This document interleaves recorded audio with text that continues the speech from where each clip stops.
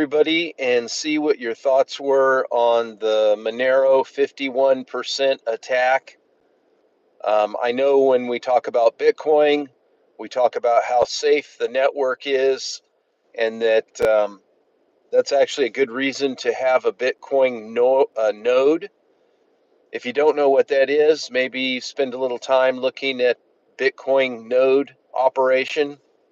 You can buy a node set up, or if you're techie, you can create a node. You have to have a big enough drive and memory and all that good stuff, but you can operate your own node. And basically, there's miners and there's nodes, and there's even miner nodes. They do mining, and they basically hold the entire blockchain.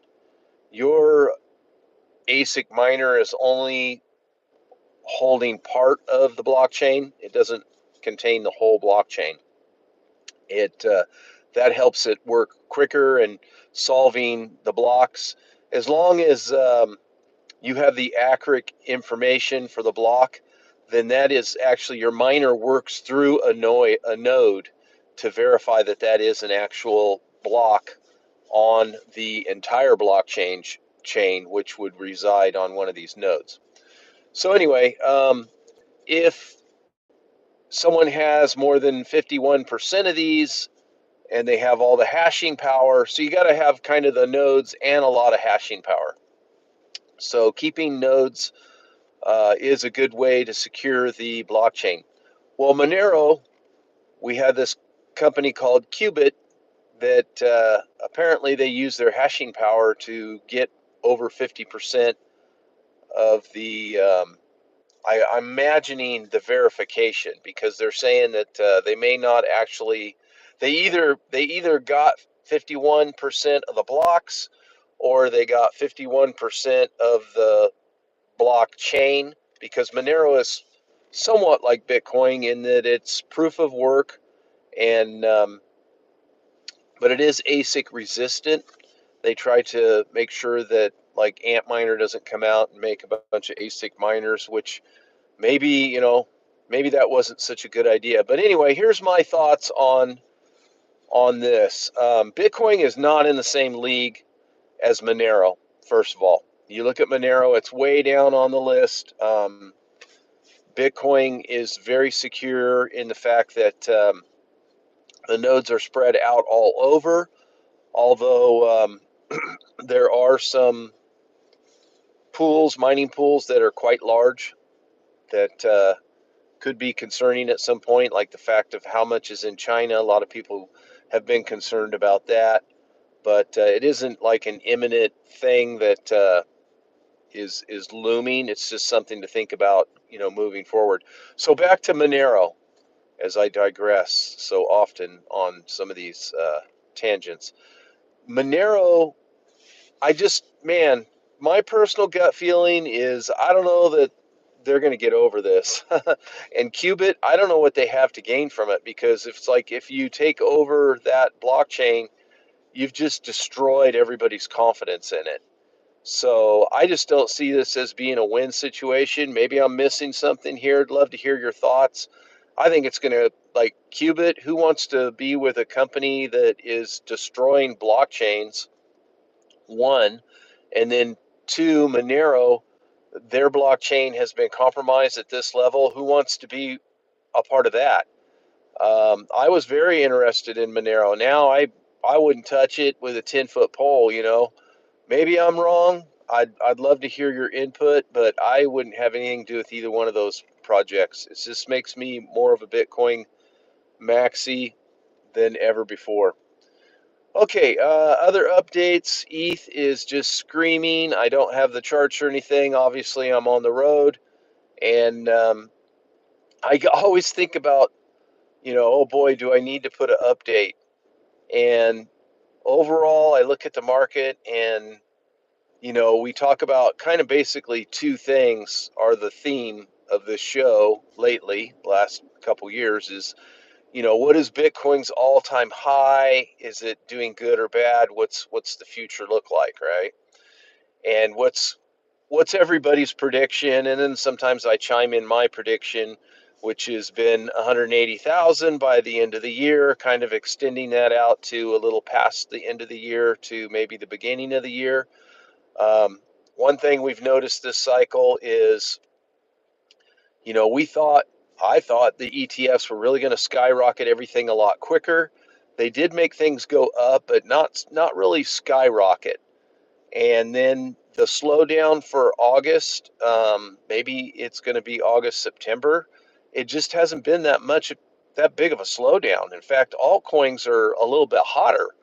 So, we also talked about altcoin season and the fact that it does seem to have slowed down. It seems to be, and this is something we picked up early in the year, was altcoin season. Um, it doesn't look like if all boats are in the harbor, they're necessarily all going to go up. Altcoin season traditionally has been everything goes up. Even turkeys will fly. But it appears this year that it's not doing that so much. And because the ETH mayhem and ETH, FOMO, it's picking up some altcoin season. But what we picked up early in the year, I'm going to stick with that, is that you got to be careful with altcoins this year. Pick U.S. really good projects. Trying to find those 100Xers is going to be a lot harder to do when there is like 2 million coins listed on Coin Market Cap, I think, and then CoinGecko, I think, is like 2.5 million coins that might be listed, and there's like a total of like 3 times that. There's like some 5 million coins I've heard up to that number, but I have verified over 2 million coins that are on different listings. So it's just so many. I don't know that there's that much money going around. I have seen the market cap go up. That's another thing that I've been very specific on, is that we're not going to really see our peak altcoin season until we get well over $4 trillion total market cap for the listed coins, which we're seeing on CoinGecko that we hit last night. I checked, it was $4.15 trillion. So that is starting to come up. If it could just stay above 4 and push up into 5, I would really feel like that is the top of the altcoin season. So the way I'm playing altcoin season now is a little bit different. I'm waiting for coins to go up. It doesn't seem like it's all of them at once. It's one here, one there. And I have taken a little profit on Aerodrome. I took about of my holdings. I took about 25% and sold them, and so now I'm all in cash on that one, or all free. Everything I have there is just money in my pocket, so I can let that ride. And if it drops, I won't cry. So I'm just doing that. I have some coins that just don't seem to be taking off.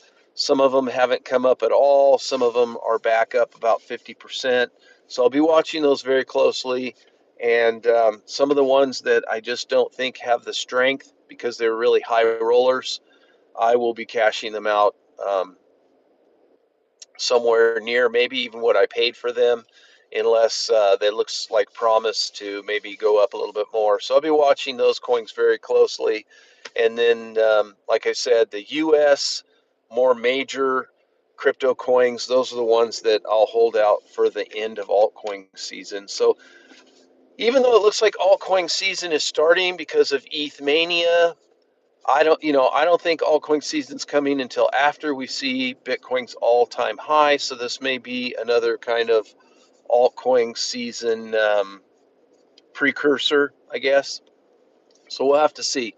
We'll have to see if that is the way it ends up being. But the big dip for August really, has been not much of a big dip unless you want to count, when we were in the 110,000 bracket, during this month. It just hasn't been that substantial. So anyway, love to hear your comments on the Monero 51% attack on that, and what you think those coins, Cubic and Monero, if they're worth a plug nickel anymore.